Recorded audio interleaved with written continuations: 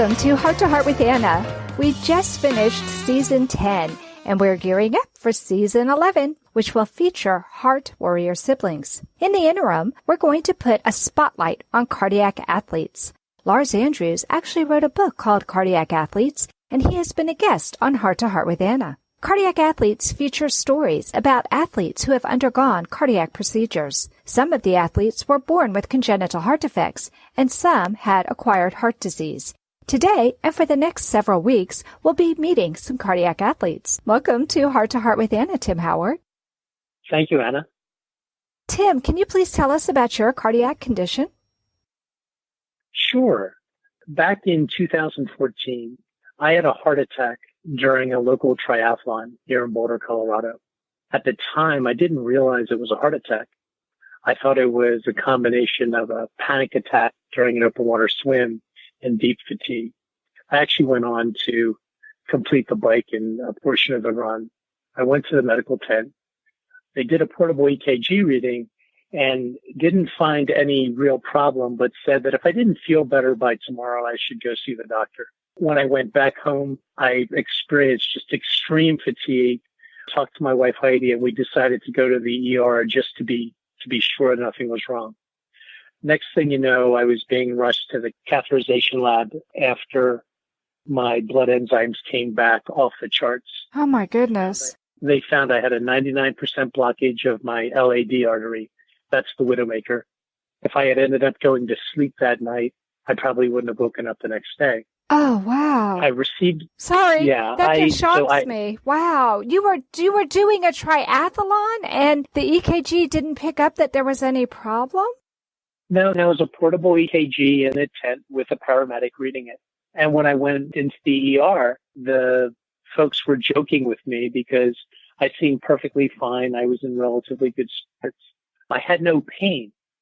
So it was almost asymptomatic heart attack. It was only when the troponin levels came back in the hundreds that they realized that I was having a massive heart attack. Wow. So I received a stent, the largest bore stent they had, and was taken up to the ICU. At the time, I didn't know it. My wife was told by the cardiologist that there was no chance that I would ever race again, and that the only reason I was alive was because of all the corollary vessels that I developed from training over the previous years. Wow. So do you mind if I ask how old you were, Tim? Yes. At the time, I was 50. Was I 52? Yes, 52. Wow. So way too young to have something as serious happen. Does heart disease run in your family? It did. Both my parents have passed away. But the interesting thing, when they inserted the stent, they checked all the other arteries and everything else was clear. So it was a rupture in one of the arteries, a plaque rupture, that resulted in the blockage. Okay. Here, you must have been like a super athlete if you were doing a triathlon and your wife is told he's never going to race again. I have a feeling Tim had a different reaction, so tell me what happened after that. Sitting in there in the ICU that evening, because after having the stent inserted, you're not able to move if you have a femoral insertion point. Right. Just sitting there wondering, what's life going to be like after this? Yeah. Because it's something you read about. It's not supposed to happen to the people who live a healthy lifestyle. Right. And so forth. But the reality is, it can happen to all of us. Sure. There was a lot of soul searching. That was one of dozens of sleepless nights over the next 12 to 24 months. Wow. That I would have. Mm-hmm. And so the thing about being a cardiac athlete and the thing about this whole global group of folks we have, it's this decision. And the decision is not to accept the heart attack or the heart disease victim label, because within that label comes a whole set of limitations and diminished expectations that I think can be extremely detrimental. Sure. I agree. So what I did, and it wasn't that night, it was after the coming days, I had been training. I was about 6 weeks away from racing in the Ironman Arizona race. which is a full 140.6 mile race. And obviously I couldn't do that, but I set my sights on doing an Ironman race in the next year or two. Wow.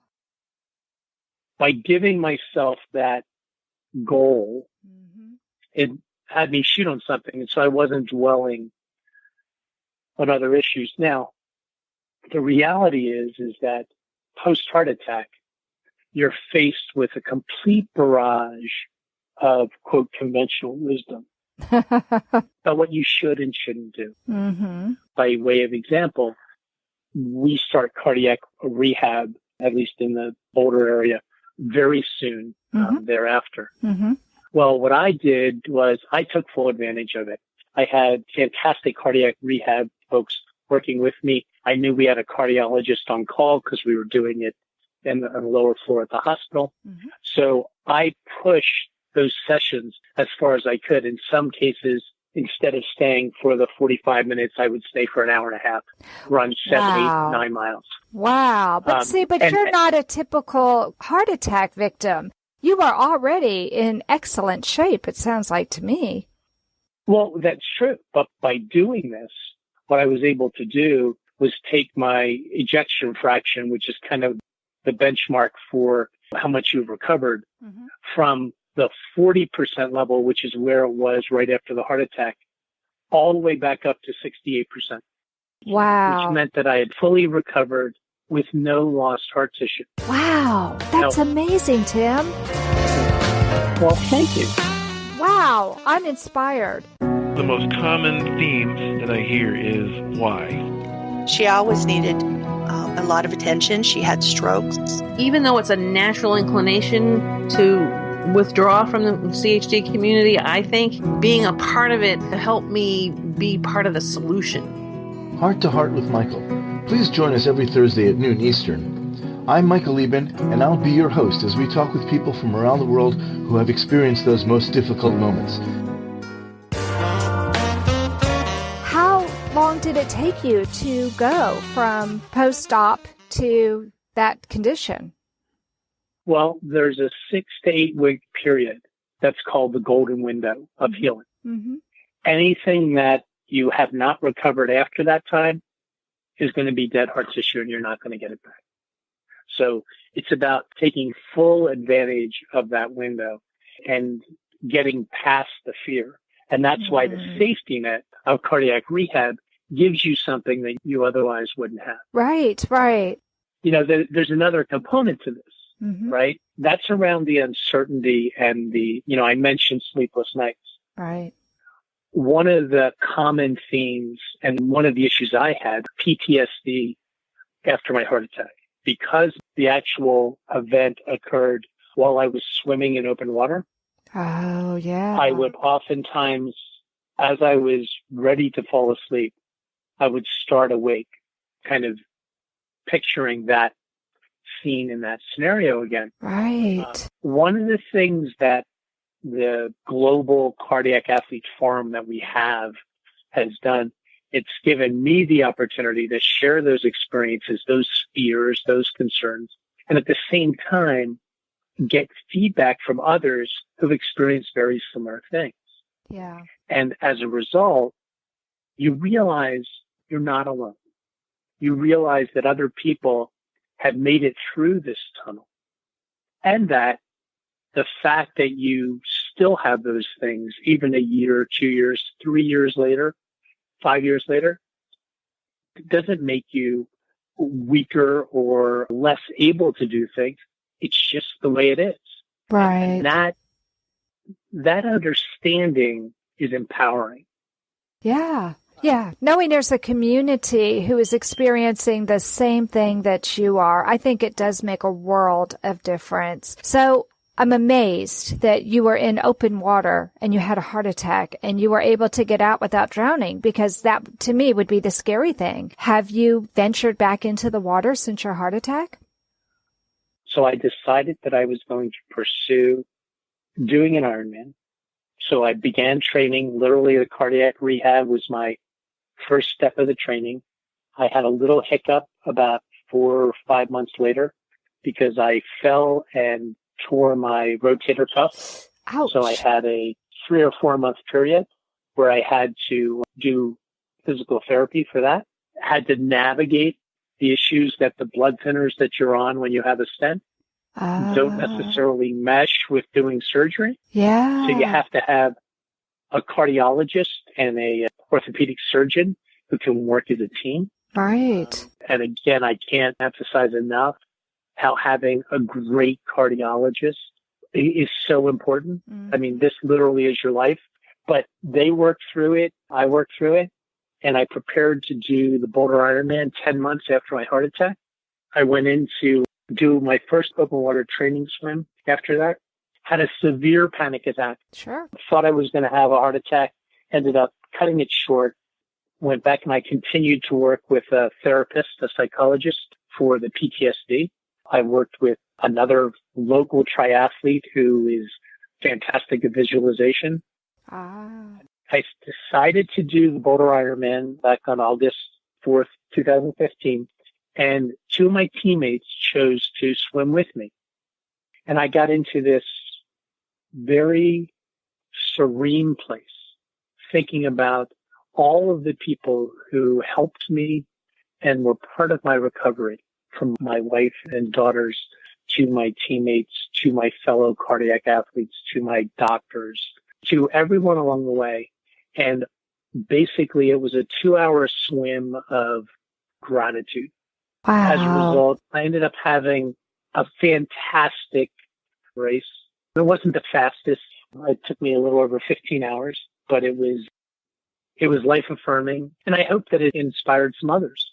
Oh my gosh, it's inspiring me. I'm getting tears in my eyes, Tim. Wow. That's just an amazing story. And on Heart to Heart with Michael in October, we're featuring a laugh therapist, believe it or not, but she's not just a laugh therapist, but she talked about the importance of when you're facing adversity, being able to visualize differently, in a behavioral cognitive therapy that she uses with patients who have been through trauma. And it sounds to me like that's what your team was able to help you do. Absolutely. Absolutely. And, it goes well beyond any race or any athletic event. It's about a positive visualization of your life. Yeah. I think any of us who face, whether it's an acute event like a heart attack, or whether it's heart disease or cancer or something else, anything that forces us to face our mortality, I think gives us an opportunity. Yeah. It gives us an opportunity to reprioritize and look at what is important and what will we miss if we have many fewer days than we had thought we did. Yeah. And so for me, it was around my family and making sure that I spent less time at work, less time preoccupied or obsessed with training, and more with looking at athletics as a way to keep a healthy lifestyle, but really just focusing on what's important. That's about my family, but also all the deep friendships that I've developed over these last couple of years, finding out who really cares and who you can make a connection with. Absolutely.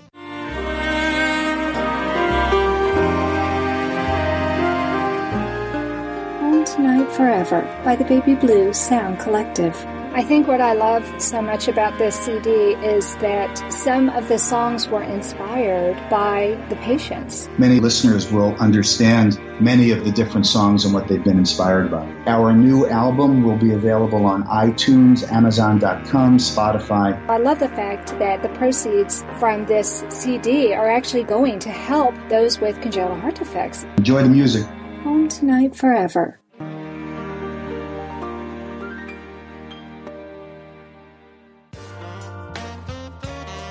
You are listening to Heart with Anna.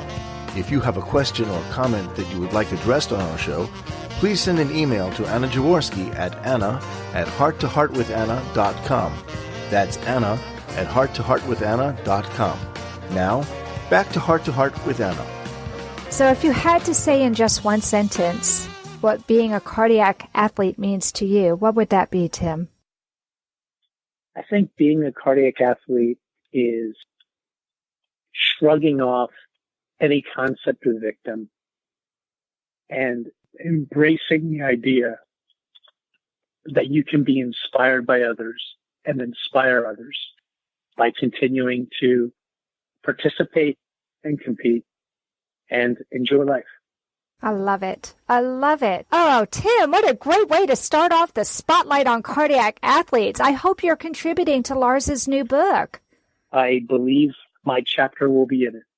Awesome. Oh my goodness. So friends, if you are interested in learning more about cardiac athletes and cardiac athletes 2, I'm not sure exactly what Lars is calling it, but it will be a second book about cardiac athletes, then please check in the link that I will have listed on the website. And if you're interested in contributing, I think Lars is still taking contributions to book number 2. So you can always reach out to him on Facebook, or reach out to me and I'll help put you in touch with him. So thanks again for coming on the show today, Tim. It was my pleasure, Anna. Well, thanks for listening today. Please come back next week when we'll feature another cardiac athlete. And until then, remember, my friends, you are not alone. Heart to Heart with Anna is a presentation of Hearts Unite the Globe and is part of the Hug Podcast Network. Hearts Unite the Globe is a non-profit organization devoted to providing resources to the congenital heart defect community to uplift, empower, and enrich the lives of our community members. If you would like access to free resources pertaining to the CHD community, please visit our website at www.congenitalheartdefects.com for information about CHD, the hospitals that treat children with CHD, summer camps for CHD survivors, and much, much more.